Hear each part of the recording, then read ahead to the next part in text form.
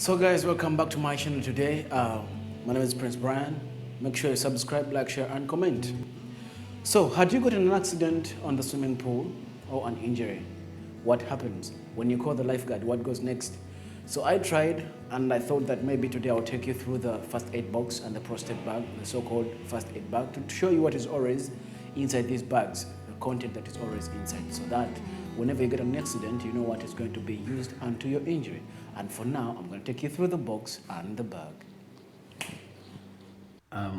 So in a scenario where you have injured yourself, let's say around the swimming pool, let me take you through the first aid box and the belt bag, which is also called the prostate bag, to show you what is really always inside these bags or this box, and to show you what could be used on your body just in case you have got yourself injured.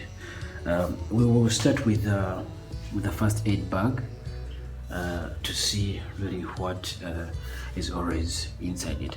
We have the first aid box. As you see, it has the red crescent instead of a cross because we're in a Muslim country, and we also have the first aid bag. So we're going through this first, and then I'll show you what is inside the box later on. Let's see. First, oh dear me, I've messed up. I'll take you around. What the heck? It is always in this little bag. I have split this case open unknowingly, and a few things have ran out of it, like this little thing over here.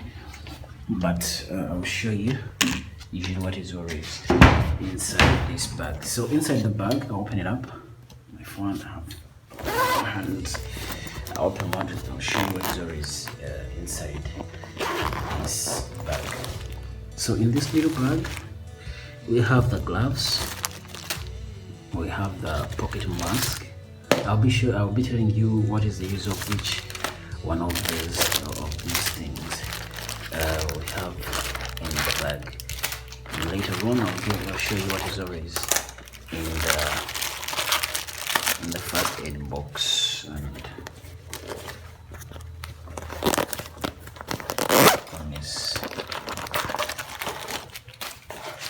so this is the content that is always in the bag. So we have the list of content over here. This is the list of content and the emergency numbers you're supposed to call just in case you have gotten a problem, but this is usually for the lifeguard.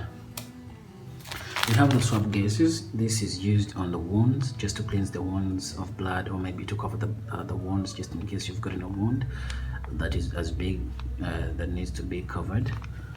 This is the pocket mask. This is used by the lifeguards to resuscitate you or to perform the CPR. So CPR is cardiopulmonary resuscitation. We have the gloves always for the lifeguard to be safe. So if you find out that the lifeguard is working on you without the gloves, you have a right to stop them from working on you, because you don't want to get contaminated with their diseases or anything like that. We have the cold pack. This is scientifically developed. You just shake it and then pop it up. When you pop it up inside, it reduces from the room temperature to around 5 degrees, which is a little bit cold, or which is a little bit too cold, to soothe the pain of a wound or a bruise. We have the triangular bandage, just in case you have hurt yourself in the hand, or you have gotten a broken hand, rather a fracture. When you have gotten a fracture, they tie this with on your hand just to support it until you go to the medical, until you get the medical attention. Then we have the comfort bandages. The medium and the large we have in one piece. They're supposed to be two. This one over here, these are comfort bandages. They put them on the wound just to soothe the pain. They have the smallest size, the biggest size you have seen, and then the medium we have two. We have the tweezers. These ones are used to pick, just like what are they called, the splitters, just in case when you have something embedded into your skin, you use this one to pick it up and then cover the bleeding. We have the scissors. The scissors are used to cut, as usual, to cut maybe if you're rolling a bandage onto a wound and you have cut into your length that you want, or maybe you have to cut a shirt, rather to cut the shirt. Maybe when you need to perform a CPR or anything, you have to use this to cut it open. We have the bandages. You know what the bandages do? Tying the wounds, as you know. Then we have the iodine pads for the wounds. They help in reducing clotting. We have the alcohol pads. They also do the same, cleansing the wounds. We have the eye pads, just in case you have gotten an injury in your arm, maybe rather your eyes, or maybe when they have been affected by the chlorine. You put this on the eye, then cover it up, and then call for an emergency. So and the pen always to make the reports, and little what are they called, these little, I've forgotten, the cell tape. Yeah, the cell tape to always cover up your mess, and maybe to tie something together in body. So this is what is always in the prostate bag. So as you see, these are the contents, or these are the items always. These are the items always in the first aid box. They are the same contents as those always in the prostate bag, but just because these ones are always in large quantities, and a few things that we didn't see in the prostate bag, you will see them here in the first aid box. For example, we have these the self splint. These ones are used when someone has got injury on the legs. You open this and then tie it on the legs. It's really rigid.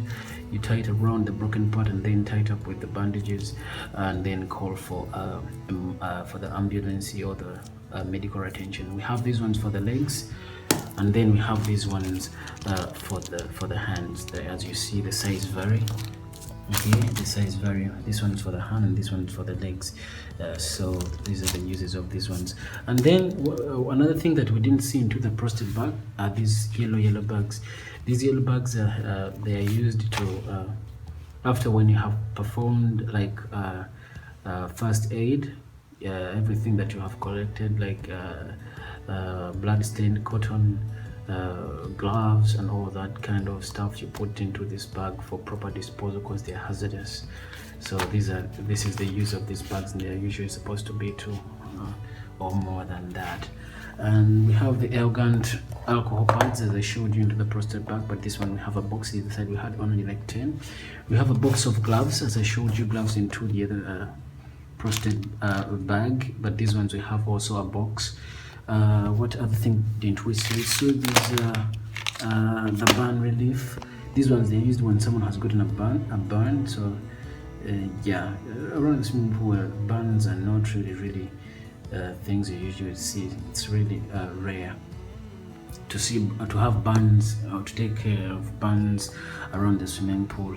But yeah, it's always an emergency that you cannot comprehend. So we also have the triangular bandages that I have showed you, but this time around we have 2. The other side we had only 1.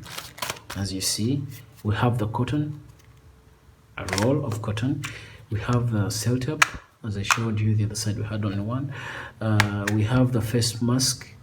We have this one face mask. It also works like a prostate,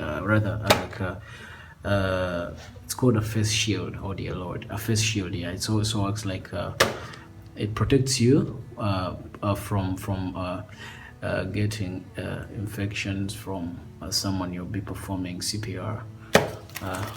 Then we have the cutting edge. This is a nozzle packing for the nose, I think so. I thought it was maybe a blade or something like that, but this one just used to pick the nose. We have many papers. These papers are mainly like catalogs to show you how to use a certain item. We have the tube that you use on someone who has drowned with water in the lungs. Just push it inside the nose, and then do a little bit of thumping, and then the water rushes out. And then we have the list of content still, there it is. And we have other things like the tweezers that we saw in the prostate bag, and other stuff, the cold packs and all that things. So these are the things that are usually into the prostate bag and into the first aid kit. So always know what is going to be used onto your body when you come around the pool, just in case you get an injury. Big up to my channel.